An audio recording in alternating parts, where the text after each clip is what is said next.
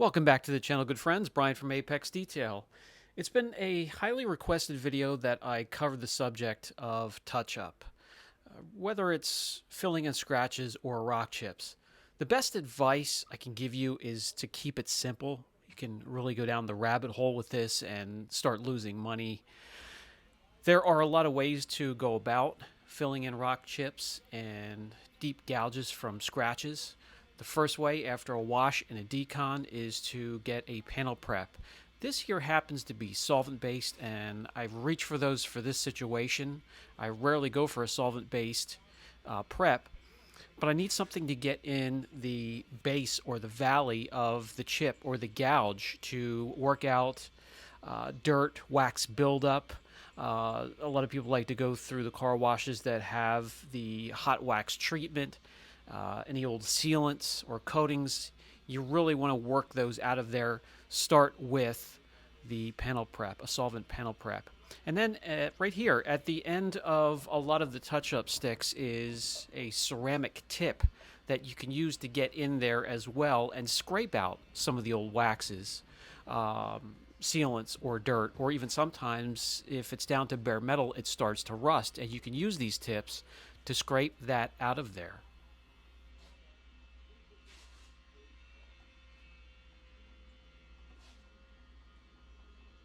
Okay, so here's where you can really start going overboard. And this is if this is your own vehicle or it's in the budget and a package where I actually get paid to do it and spend this time. And that's to use some filler. And you could just put a little dot next to the gouge or the paint chip or anything that's really deep. And you know, touch up paint, it would take layer and layer to fill that in. And you can use a scraper or a putty knife or any flat piece of plastic and pull it into the gouge or the chip, and that will fill. You just need to you have to have patience when you're doing this, and you have to give it time to cure, give it time to harden up, or if you start to work on it, wet sanding, polishing, or whatever you're going to do to it, it could pull it right back out, and you have to start at square one.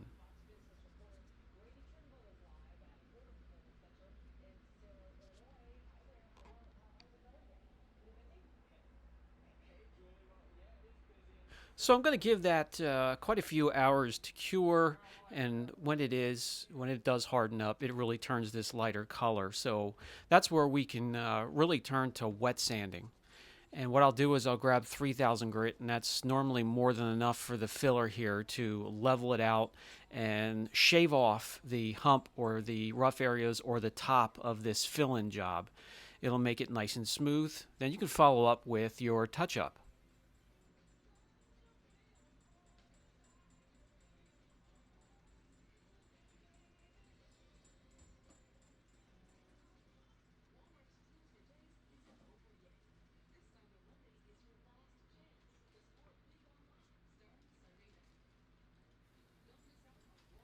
And then this is what it should look like after this step. The gouge or the deep scratch or the paint chip is filled in. It's time to get to the touch-up. Now, I do not have exact touch-up paint here. Maybe that's a good thing because we'll be able to see the repair a little bit easily. But normally you have the ceramic tip, you have the color end, and on the other end you have clear coat. Now you can fill in the rock chip or the gouge with paint and then top it with clear. I like to mix clear in with it and swirl it up a little bit, mix everything in together, and put it all in as one.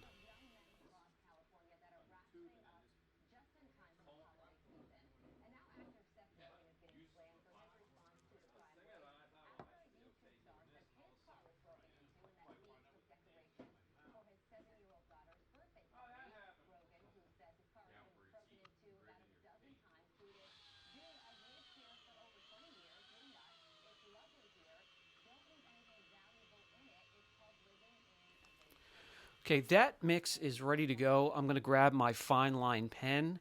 This is just one of many, many tools. I'll show you some more towards the end of the video, other options, but this one here is my favorite.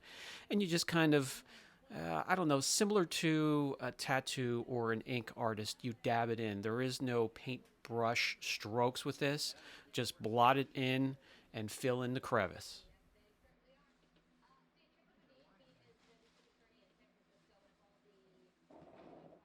Now at this point, it's sitting on top of the filler and it's raised above the surface of the clear. And that's what we want.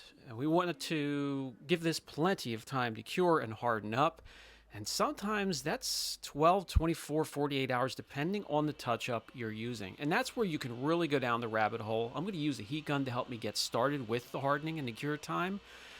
But unless you're getting paid all this time to tie up a bay or to keep working on this over and over again, and again, if you start working on it too soon, and these are the fine line pens, I wanted to give you a close up. These are on Amazon. You can easily get these. But unless you have a lot of time and a lot of budget to put into these, it's not worth it. So what I like to do in the meantime while it's curing is grab a number 2 pencil, get a hole puncher, and punch out a couple of the 2500 sheets. I'll take this little dot of 2500 grit and I'll put some super glue on and I'll glue it onto the eraser end of the number 2 pencil. Why am I doing this? Well, you'll see in a couple minutes here. This is going to turn into a tool to help me level out the filler and also the touch-up paint that we have raised above the surface of the clear coat.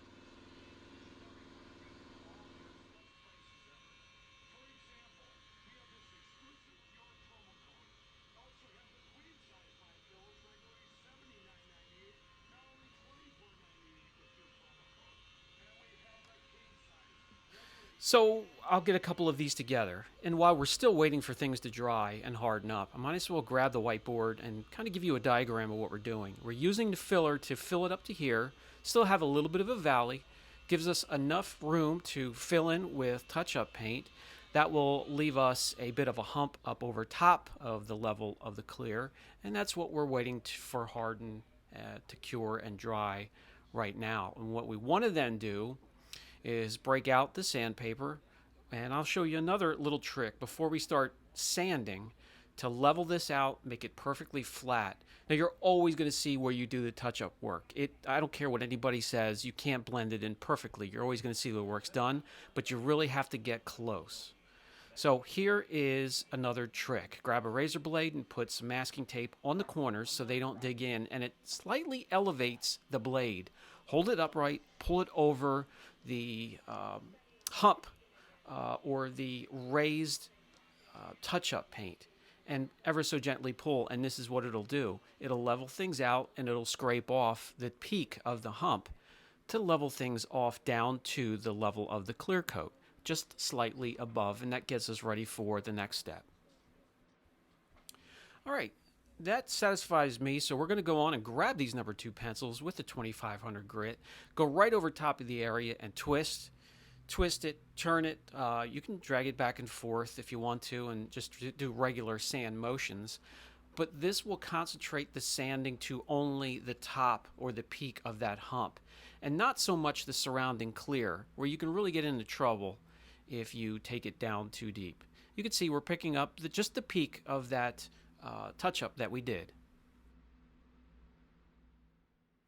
Now from there, I'm going to step down or up to 3000 grit from 2500, and that is attached to a palm sanding block. There you can see we're picking up some of that touch-up paint. We're still leveling, bringing it down even perfectly, as we can anyway, to the clear coat.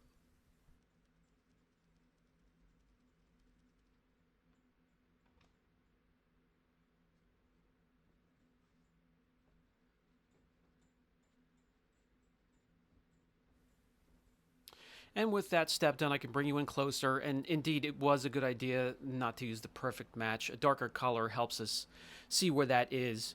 And using this light, you can see we're really filling it in. Now, you could repeat these steps. And again, that's where you go down the rabbit hole and start to spend way too much time doing this stuff. Hey, maybe it's in the budget, or maybe it's your car and you have the time to do it.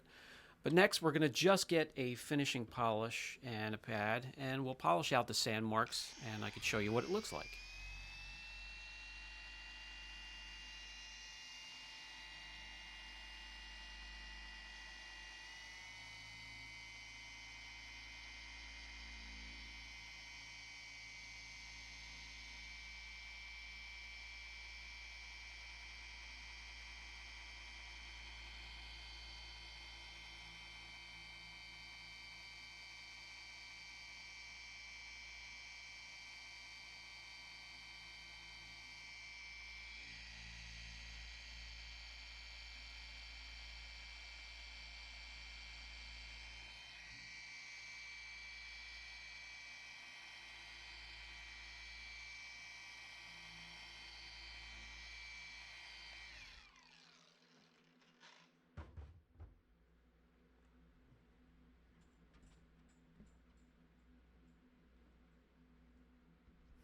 Okay, so if this would be a perfect match touch up, and all you have to do is take your car to your local dealership and show them the color code, and normally in the parts department they'll have a perfect match, and then this would really be hard to see at this point if it was the perfect match, because it would be level and there'd be a little bit of a mark.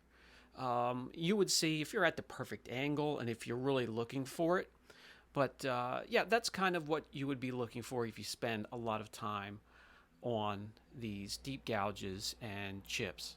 So let's move to some of the other chips and gouges, and I'll show you some of the other stuff. These are sort of little swabs that you can get on Amazon as well. Touch-up swabs. They worked great. This is what I recommend for you guys to do, to just touch up and move on. So pick it up onto the end of the swab, and again, no brush strokes, just dab it in, let it drop into the little valley of the rock chip.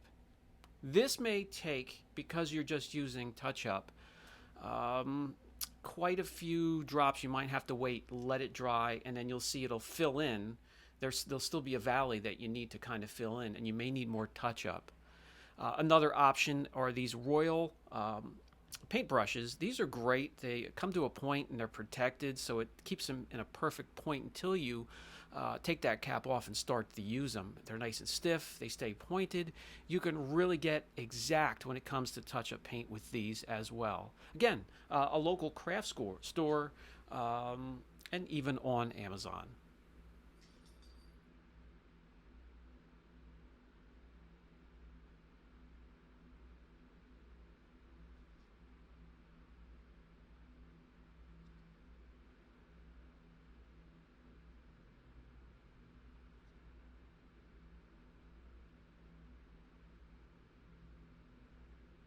And then we can go back and you can really get cute again. And I've shown you filling in with the hypodermic needles, and these are bottles with a needle type tip to them that you can draw the paint up into it and then lay it down into the valley of a deep long scratch, like maybe a key mark or a key scratch.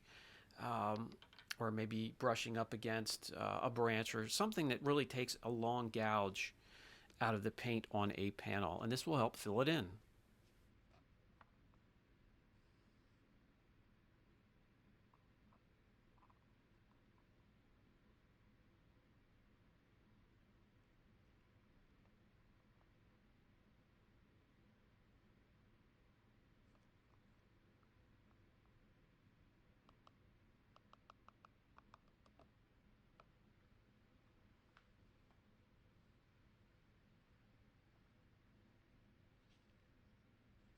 I just normally draw in enough paint that I know the needle's full. With that, I can fill in a rather long scratch. Now this is kind of hard to hold the camera, focus, and fill it in perfectly just with one hand, so you guys would do much better concentrating on this. But that's just an example of many ways to attack and go after rock chips and deep gouges from scratches. My best advice, keep it simple. I hope that helps. If you have any questions, don't hesitate. Brian from Apex Detail. I'll catch you in the next video.